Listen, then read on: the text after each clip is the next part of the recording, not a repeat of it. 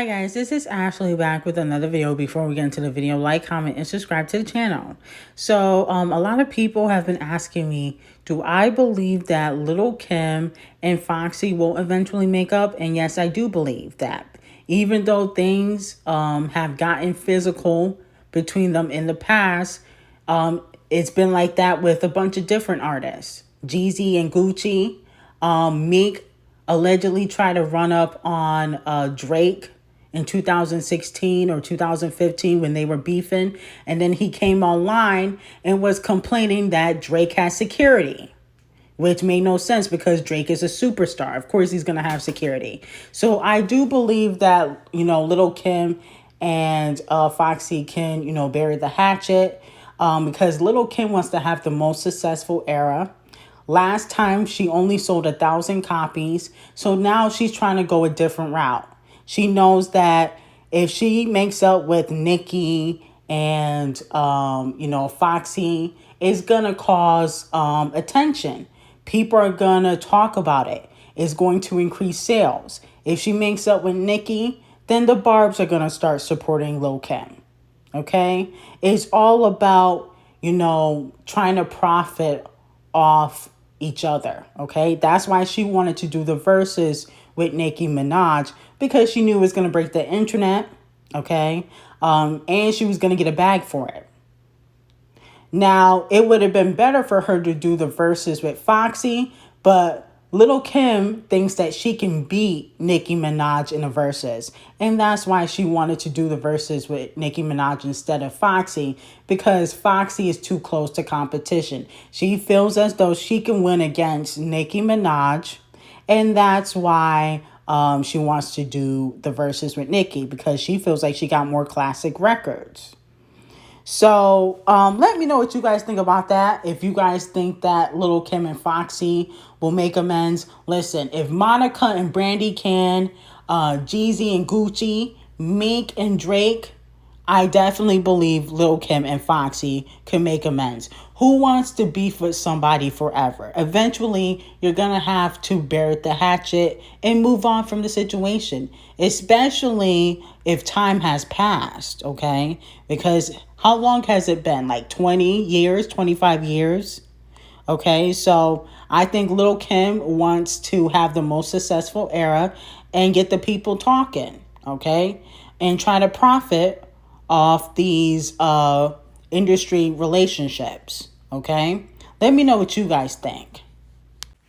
Moving on to MeganStallion, I was just thinking, is MeganStallion finessing 1501? Is she putting out any type of music just to get out of her contract?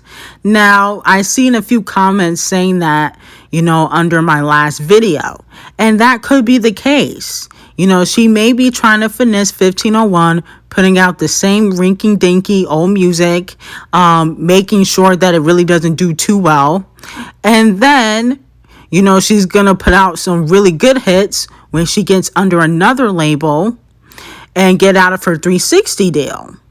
You never know, because maybe she don't want them making a lot of money off of her, and that's why she's hoping and trying to make sure that her music doesn't really sell too good. Okay, because Megan is in a 360, and that's why she is currently in a lawsuit with 1501, which I don't know if she won or not, because technically if you sign the contract, it's going to be kind of hard for you to get out of it. Okay, whether she didn't read it or if, her mom didn't read it correctly, it doesn't matter. She's still going to have to finish that contract. But that is pretty smart. Now, she could be hindering her career, okay, because eventually people will just stop listening to her if she continues to put out, music that people don't want to hear. But in the mixtape, I do hear her trying to change her flow. And, Juju on the beat, try to switch up the beat every once in a while. But I think she just needs a new producer. Or work with multiple producers, okay? Not just Juju on the beat. You can work with Pharrell. You can work with Hit Boy. You can work with London on the track. You don't just have to work with Juju on the beat. It might be cheaper to work with Juju, but going the cheap route is not always the best thing. Okay. So I think once she does that, then her music would definitely pick up. Okay. But let me know what you guys think. Do you guys think that she's finessing 1501, making sure that she puts out any type of music so that way they don't really profit off of her? Okay. And then once she leaves them, then she's really going to be putting out them hits. Okay. Because if you're talking about 2021, Megan's music has not been it. Okay. None of her features were long lasting or charted. And then that shit wasn't long lasting. It was top 40 for 3 to 4 weeks. And then, it went down to like the 70s and, the 60s. But she could be trying to be strategic.